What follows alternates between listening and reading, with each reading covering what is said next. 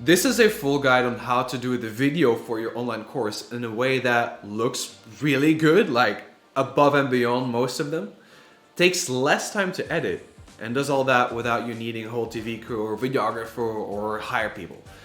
I'm a solopreneur. I've been recording videos since I was like 10 years old, so I've been tweaking and modifying this setup for quite a while, and I'm so stoked to teach this to you today.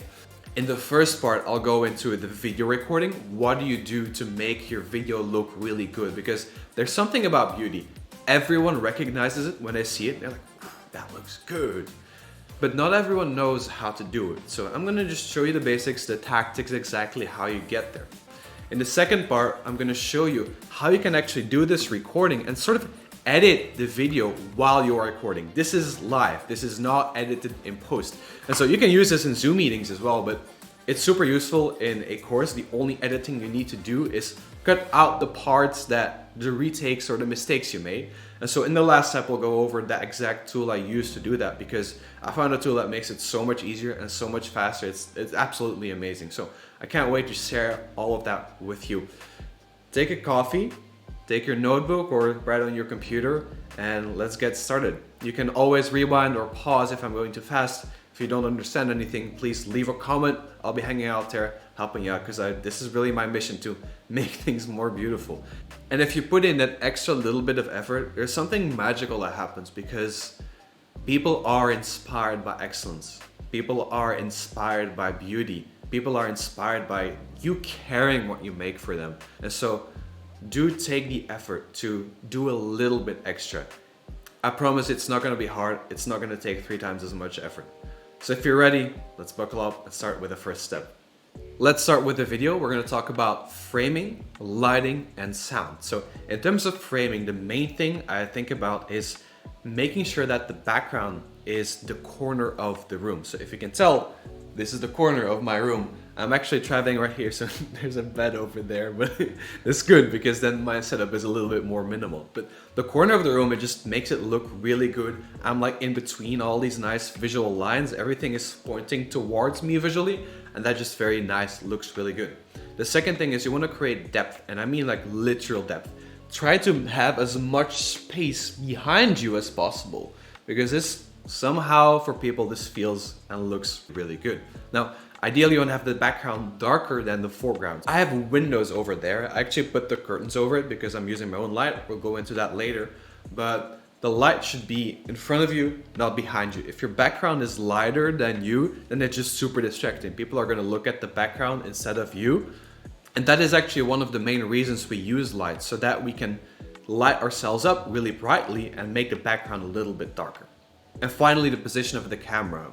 If we're talking about talking head types of videos like this, where you're just talking in front of the camera, I like to put myself way at the center and just put the camera slightly below eye level, so that for you, it looks like I'm a little bit taller, so that gives me a little bit more authority. Of course, not authority in all the ways, I'm just the idiot with the camera. But you know what I mean. If you're the one teaching the course, you're the one with the knowledge, with the expertise, and so you want people to pay attention to you. In terms of gear, it's a little bit difficult to show you because I'm using it right now, but I'll cut in a picture so you can know what's going on.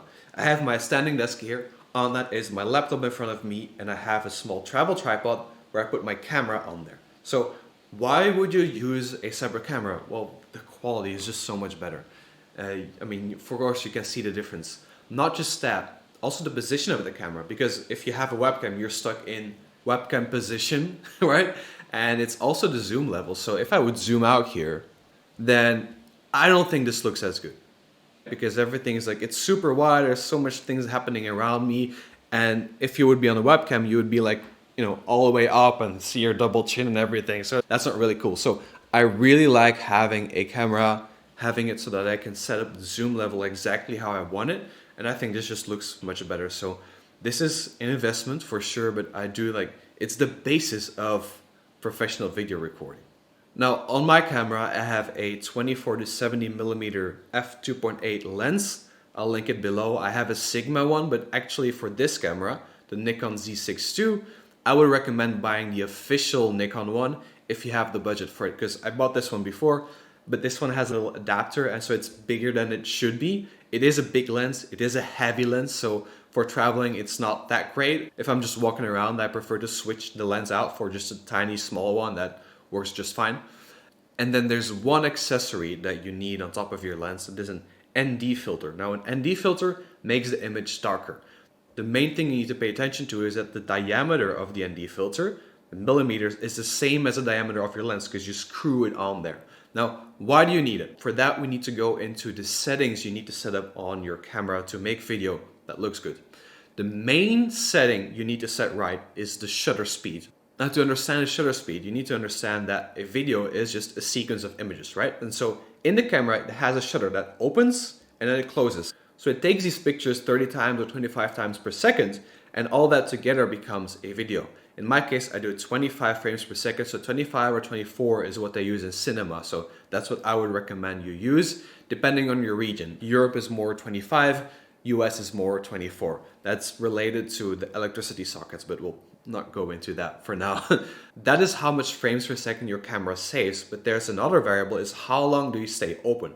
Now, what they do in cinema, what's universally accepted, is that sort of half of the time your shutter is open. So that means that if you're shooting 25 frames per second, you want the shutter speed to be 1/50th of a second, right? So it's open half, then it's closed half of the time. That means that you see a little bit of motion blur. You can see the motion in kind of a natural way if I'm moving. If you make it too short, the video starts looking like a little bit choppy. And if you make it too long, it starts looking very spooky or eerie. So 1/50th of a second is what I would recommend to be your shutter speed if you're shooting 25 frames per second. Now that is the one setting, and there's two more settings that influence your light.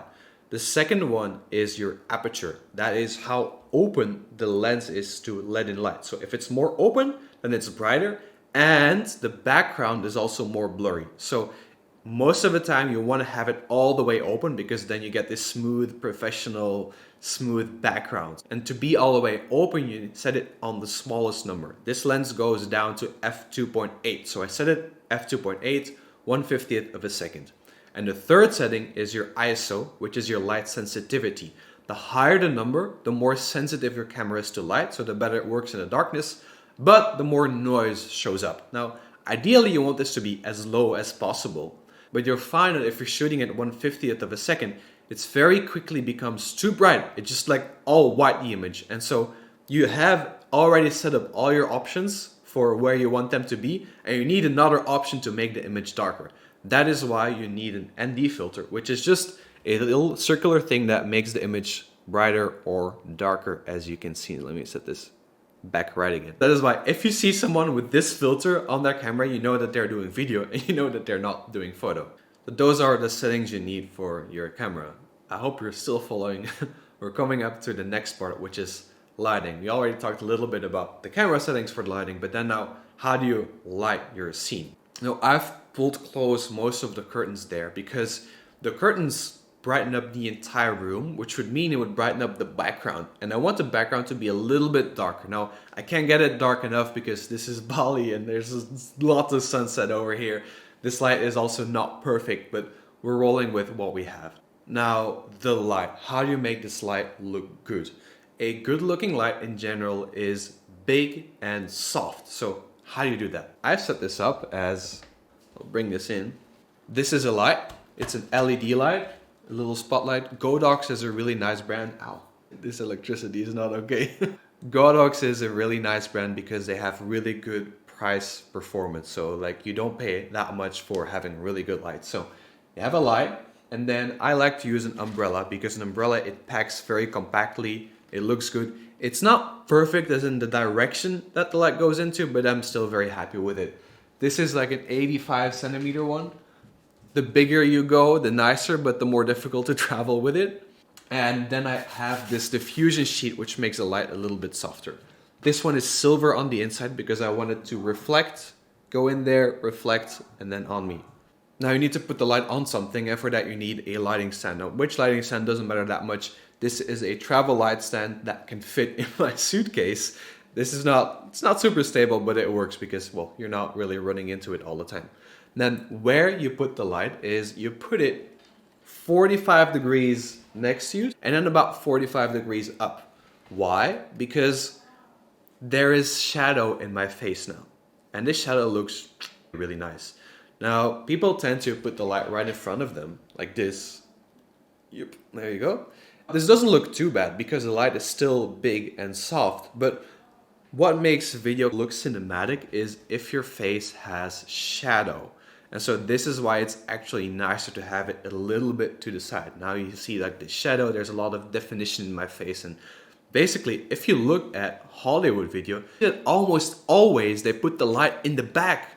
They put the light here. And so you see that this is super dramatic. There's so much emotion in there. Now for talking head explainer videos, this is a little bit too much, but you get the idea, right? So let's just put it 45 degrees to the left, 45 degrees up, and this looks good. I do think in general that one light, if it's a good light, is perfect. But if you want to up it another level, you can add another light behind you. Now, ideally, this light would be above me, but I don't really have anything to mount it. So I put it here on the bed, and if you look, here is a little bit on my arms, a little bit on my t-shirt. It just gives me a little bit of an outline and it looks much better, but it's a lot to carry. So if you're traveling, it's overkill. For building a studio at home, this is great. It just elevates it just a little bit more. Cool. Okay, let me zoom in again. There we go. Let's wrap up this video part with how I do my audio, because your audio is really important. If people cannot understand you, they will just leave because there's no point in watching a video where you cannot be understood. Now, the best way to get high quality audio is to have the microphone as close to you as possible. Not like right here, but like chest something. That sounds really good. Now, there's a few options. The best way, what the pros always use, is a boom microphone. So they put the microphone up here and they point it at their chest. That is really cool, but I don't have the extra lighting stand and the boom mic holder, etc. to bring with me. So if you can do that, do it.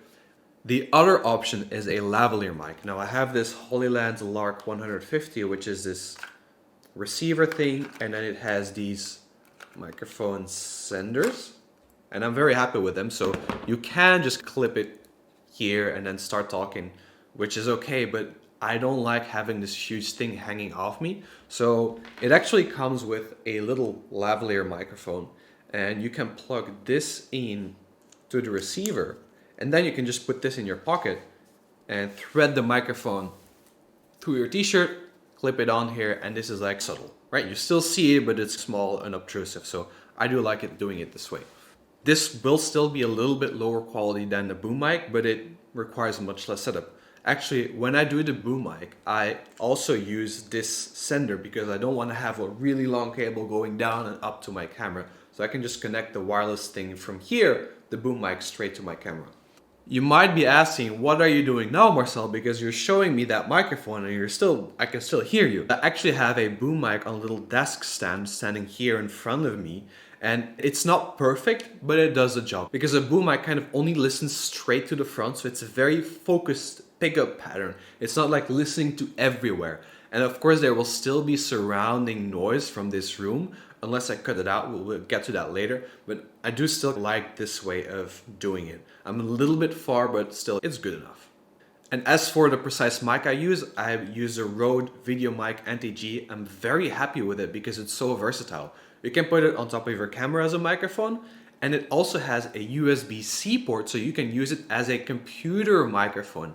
If you use it as a computer microphone, you can actually plug in your headphones into that microphone so that you can hear yourself talk, which is super useful to check your audio levels, to make sure that you sound nice or something. But I do really like that feature. It's super versatile. It has a battery, so you need to charge it once in a while, but I'm very happy with it. I can just use it basically anywhere. Boom mic, desk light, microphone light, camera mic, and super useful. Are you following so far? It's a lot of information, I know. I hope you're taking notes. If anything still is unclear, feel free to just put it in the comments. Also, there's a bunch of affiliate links to all the products I'm talking about here, so if you want to use those, please go ahead. And so let's move on to our second part, which is our sort of streaming/recording setup. And you'll see why I talk about this in a second. The key thing I want to do here is that I want to record it and edit this at the same time. The only editing I want to do is cut out parts because it takes a lot of time to add screen share or a slide deck on top of something. And so if I can do that while I'm actually recording, that is absolutely amazing. And so this is how I set that up. Instead of recording video to my camera, I actually connect my camera to my computer and I let my computer record it.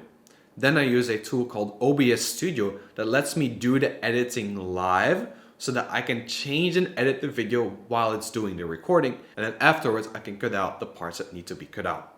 And if you know how to do this, you can also very easily use this in Zoom meetings or in webinars, etc. So it's a really useful skill to have if you're an online content creator.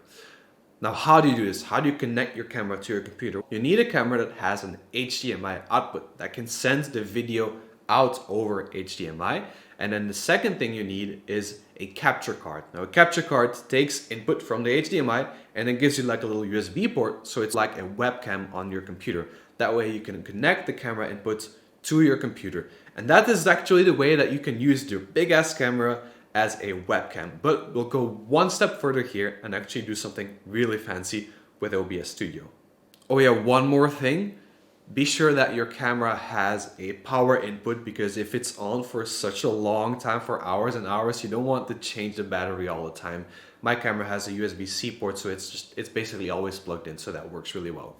And then last but not least, ideally you have some kind of hardware that lets you do the editing without getting out of your flow. So this is a little macro pad, it's just 9 keyboard keys, but a better option would actually be a Streamdeck, which has little screens on each of the things and is very well integrated with all these tools. I needed quite some setup, so I'm not going to go into that for this specific one, but just get the Streamdeck and you'll be able to figure out how to set it up with OBS Studio.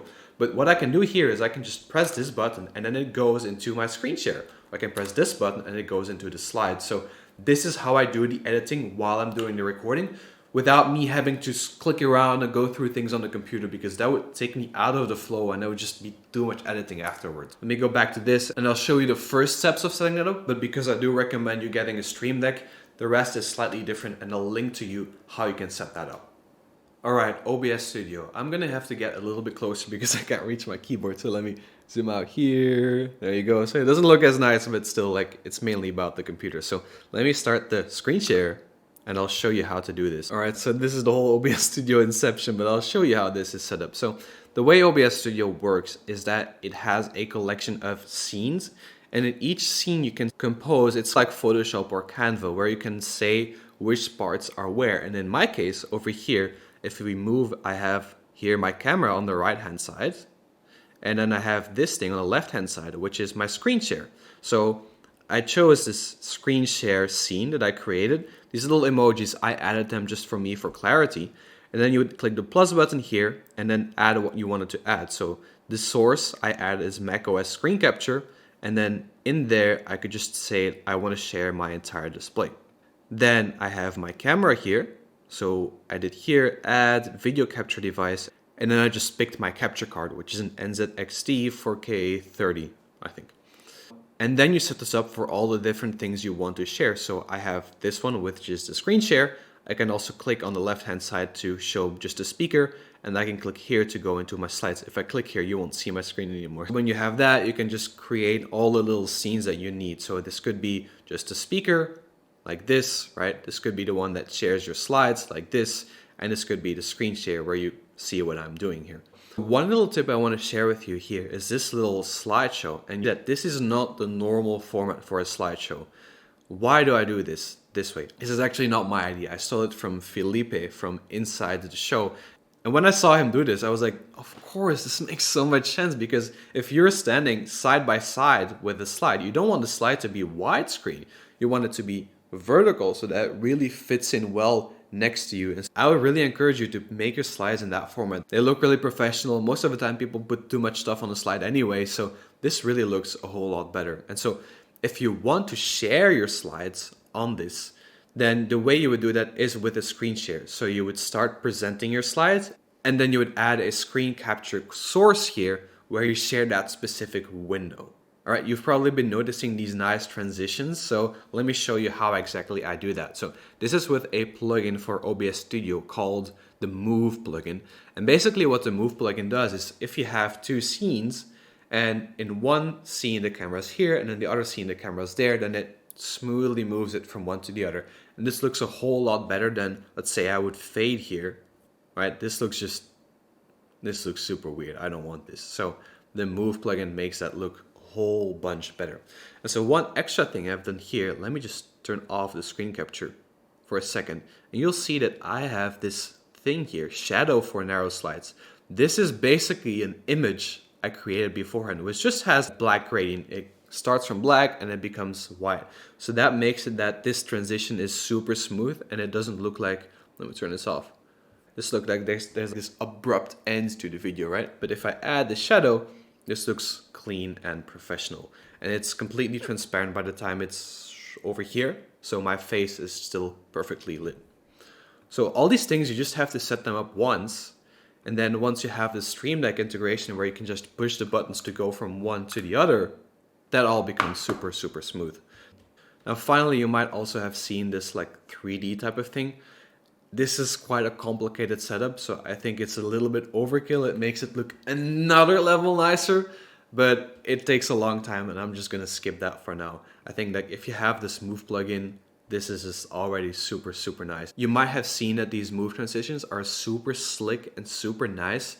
And if you're trying this out for the first time, they don't look like that at all. So let me show you the settings I use. So I go into here, screen transitions, move, and I go into properties.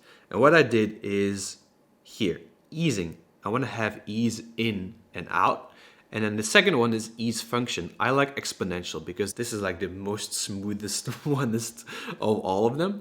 And I use exponential in combination with having the duration to be quite long, 800 milliseconds. That's quite a long time, but because it's exponential, it's very slow in the beginning and then it's super fast. And then the last bit, it's just like getting into place very slowly again. So visually it's fast, but in reality, it takes a long time for that entire transition to complete. And that is what makes it look so smooth. All right. Then once you have the Streamdeck or something else like this set up, you program it so that the different keys move you to different scenes and you'll just know by heart which key does what. And that way you can just be talking and be sharing your things at the same time. And that is how you edit a video while you're actually recording it. You just have this little thing on next to you on your desk.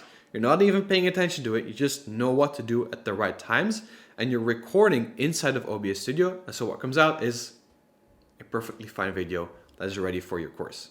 Okay, let's now go into the last bits of editing that we still need to do. And the tool I use for that is an amazing tool that's called Descript. Let me move over here. Now you know how I do this. And let's go in here. I started a new project and I'll just drag in the first video that I recorded from the beginning of this video. There we go. And so now this thing, it transcribes everything automatically, instantly. So let me click transcribe. It's gonna ask me for the name of the speaker. So let me type in Marcel here. And so the nice thing about Descript, let me put on my headphones. The amazing thing about Descript is that it transcribes everything and it lets you edit the text as if you're editing the video. So you can just read through the text, see what mistakes you made and delete them and it automatically edits the video for this. So I see here, you see all these dots that just silence. So I can just cut out all the silence and let's see here. Let's play this real quick. In terms of the gear, it's a little bit difficult to show you because I'm like using it right now, but in terms of the gear, it's a little bit. So here I made a mistake. I said in terms of the gear and I stopped here and then I redid it again. So let me just delete the whole first take.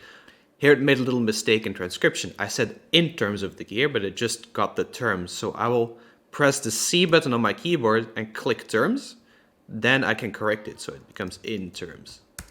All right, so now I can. In terms of the gear, it's a little bit difficult to show you because I'm using it right now, but I'll cut in a picture so you get the idea. This is how you do it with all your things. You drag in each video and you edit it so you just delete the bad parts. Now, Descript actually has a few of these things built in. You know how there's silences and you don't want to have the silences? If I click here, actions, and I do shorten word gaps, I do shorten all, and it immediately deletes all of the empty space. So this is such a time saver that you don't need to go through there and delete it all yourself. This is amazing. Another thing I like to use all the time is studio sound. So this makes the sound go from normal to sound like it's actually recorded in the studio. It's crazy good. So the way you use it is just click on the video here, and then you have audio effects, studio sound, you turn it on, and then it takes a while. It needs to load and process the entire audio, but then it sounds so much better. And in fact, what you've been listening to now is studio sound or studio sound with a 90% intensity. You can change it here. I like to sometimes not have it at 100%. I still need to listen. I don't know what this is going to sound like at 100%, but I might put it at 90% just so there's a little bit of room sound in it. One more workflow tip for Descript is that if you're doing a course, you're probably creating multiple videos. Now, if you're recording them all at the same time, what I would recommend is doing them all as a separate composition in Descript. So if I go up here to the top left, I can do enable multiple compositions. And now it gives me like the second thing.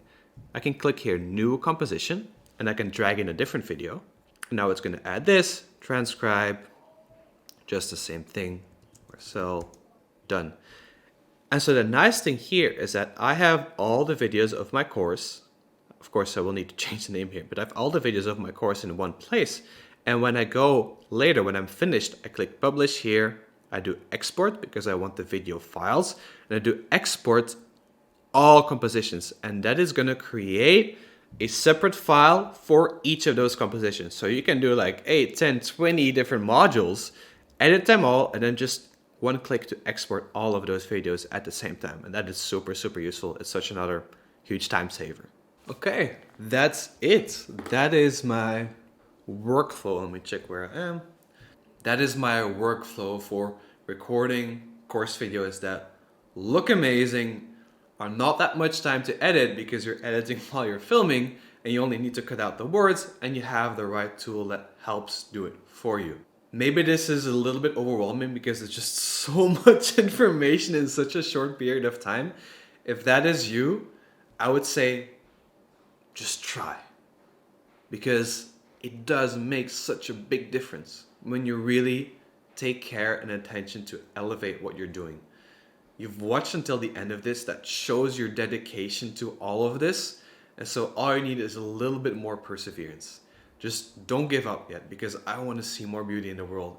And everyone else that you're serving with your videos, they'll become happy on like another level when they see that it's beautiful, when they see that it's professional, when they see that you really care. If you know someone else who might benefit from maybe just even one piece of information from this video, please share it with them, because I just want to help as much people as I can with this. If you want to have a little bit more close interaction with me, I'm on Instagram. I do share stories about what's happening in my life. I'd love to connect with you there. Of course, I'm in the comments below here too, and I will see you soon. Bye-bye.